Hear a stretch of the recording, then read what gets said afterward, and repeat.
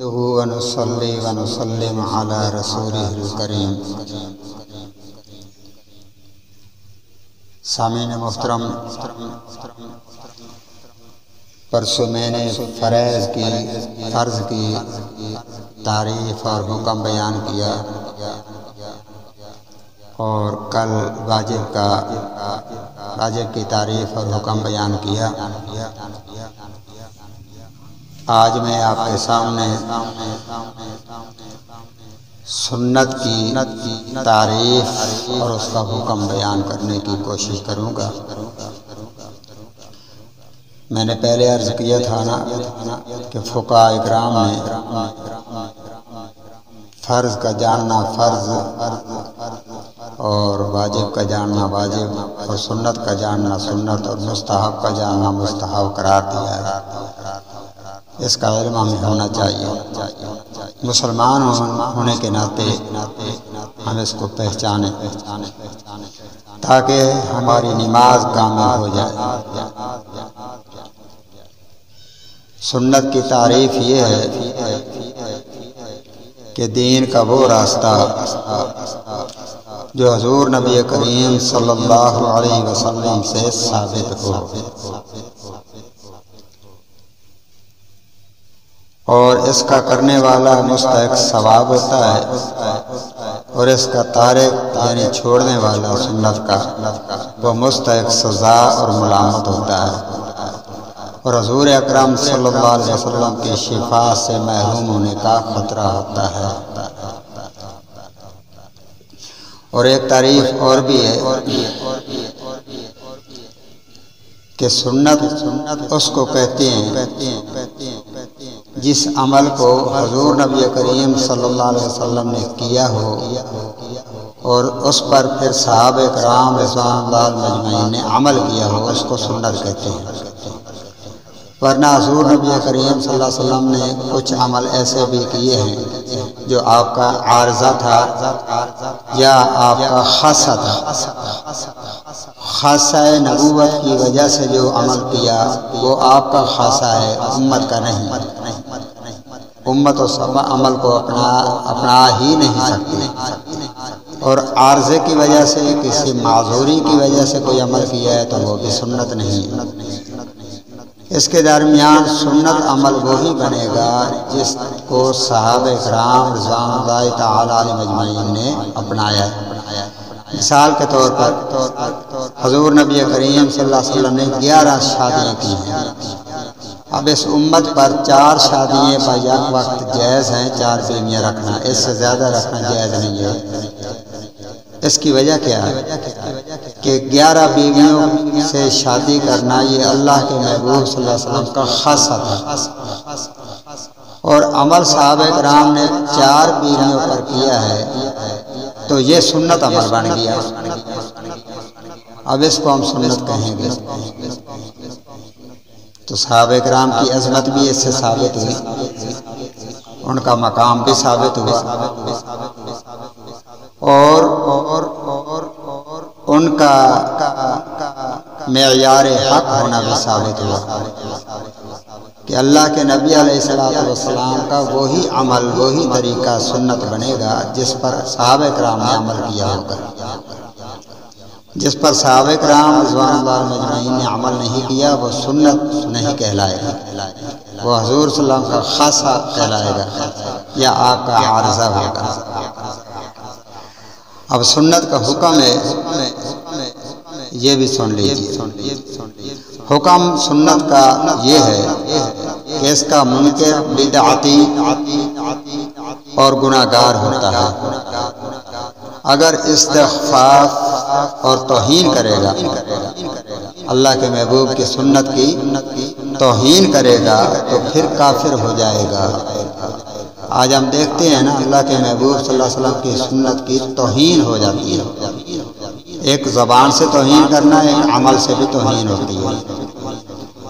زبان سے توہین تو یہ ہے کہ داڑھی ہم کیوں رکھیں، وہ تو غریب لوگ رکھیں جو داڑھی کو کٹا نہیں سکتے، مدوا نہیں سکتے، ان کے پاس پیسے نہیں ہوتے۔ یہ داڑھی کی توہین ہے، زبان سے ہم کر رہے ہیں۔ تو ہمیں پتہ بھی نہیں ہوتا نا، کیونکہ حکم کا پتہ نہیں ہے، تو ایسے ہی الفاظ کہنے والا وہ دائرہ اسلام سے نکل جاتا ہے۔ اور دوسرا ہم عمل سے توہین کرتے ہیں کہ اللہ کے محبوب کی داڑھی کو انگریزوں کی طرح، غیر مسلموں کی طرح جو اس طرح وہ خط بنواتے ہیں داڑھی کا طریقہ کٹوانے کا، وہی طریقہ ہم بھی اپناتے ہیں۔ یہ بھی اللہ کے محبوب کی سنت کی توہین ہے۔ تو سنت رسول کی توہین کرنے والا دائرہ اسلام سے نکل جاتا ہے اور ہمیں پتہ بھی نہیں ہوتا۔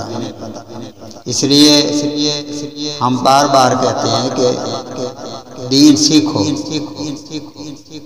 کم از کم 24 گھنٹے کی جو زندگی ہم گزارتے ہیں روزانہ، اس کا دین تو ہمیں حاصل ہونا چاہیے نا، اس کا علم تو ہوا ہمیں،